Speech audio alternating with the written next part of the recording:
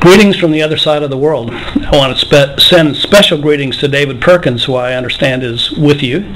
And you're in for a treat. He's just fantastic, has great insights about education and schools. I want to give you just a brief overview that I hope will set up his presentation and also connect to the How People Learn book that I understand you all have copies of or will receive copies of. And it's really 3 principles of learning that, from research in the learning sciences, seems important for instruction really in any domain that one is teaching about. The first principle comes from a story by Leon Leone entitled Fish is Fish. And let me just play the first part of this story for you. It has been argued that a children's story written by Len Leone is a key for understanding human learning and how to enhance it. The story is called Fish is Fish. I'm going to summarize it and then ask if you agree or disagree with the argument that it's a key to understanding learning.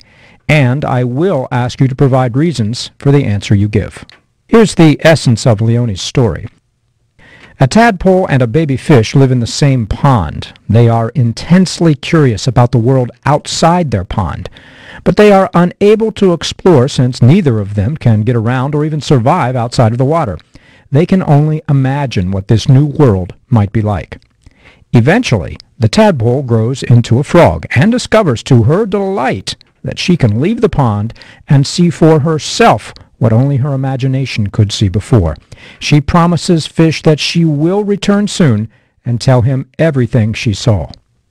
After a time, Frog did indeed return. "It's a wondrous place," Frog says, barely able to contain herself.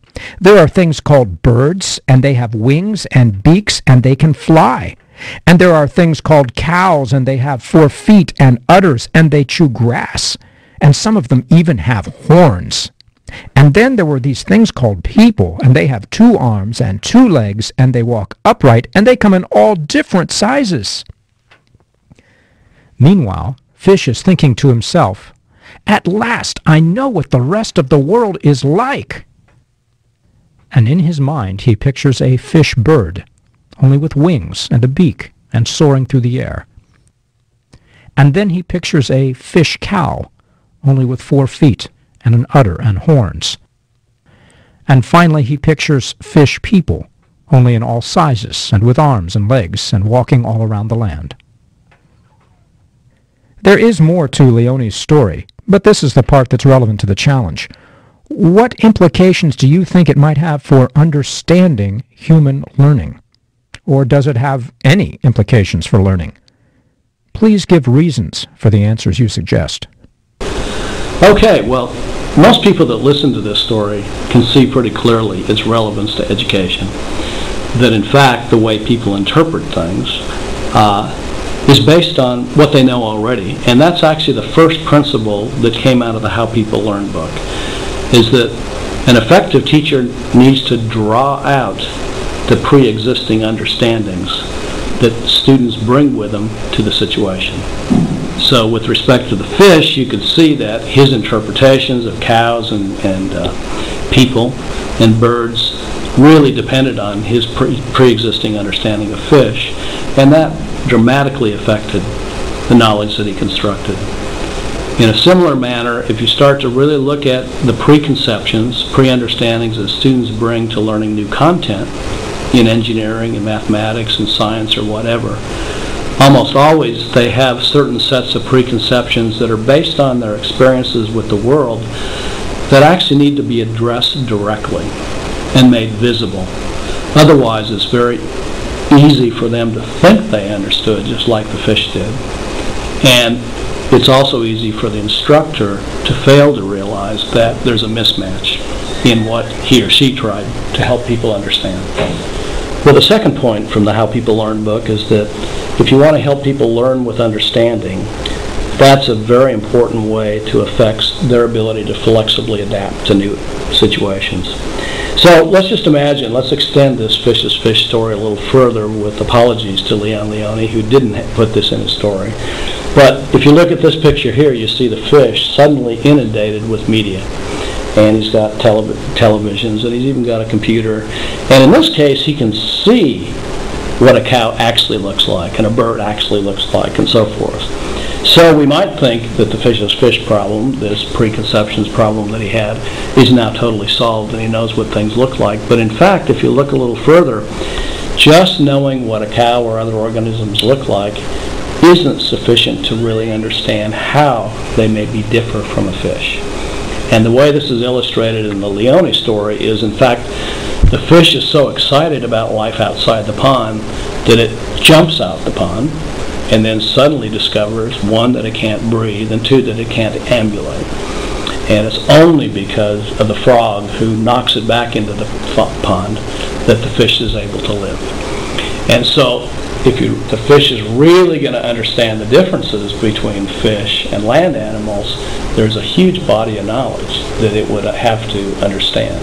Something about adaptation, something about oxygen levels, something about how different media let you do things, and so forth. So that's a second way that you can use fish as fish to illustrate this second point.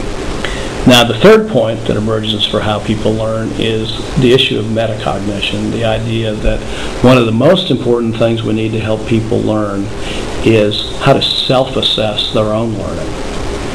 And so imagine that the fish was a little better at this, that it had opportunities, or it had the habit of mind to say, wait a minute, these people that I imagine they have like hats on and things, and boy, if I had a hat on, it would hurt my ability to move around in the water, so maybe there's something I don't understand. And these four legs that cows have, why would you need legs? So you can imagine also then that there's a little bit of something that you want to put on the part of the learner to help them understand, and that's the metacognitive part. So you can see that in the picture that's been up here on maybe I should have thought of that, or something like that.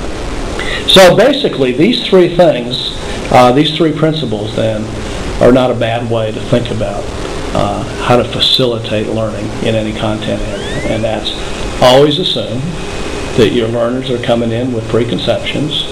The only option they have is to build new interpretations on those interpretations that they have, and that the more you can make their thinking visible, the better off you're going to be in helping them stay in sync with what you intend, and vice versa.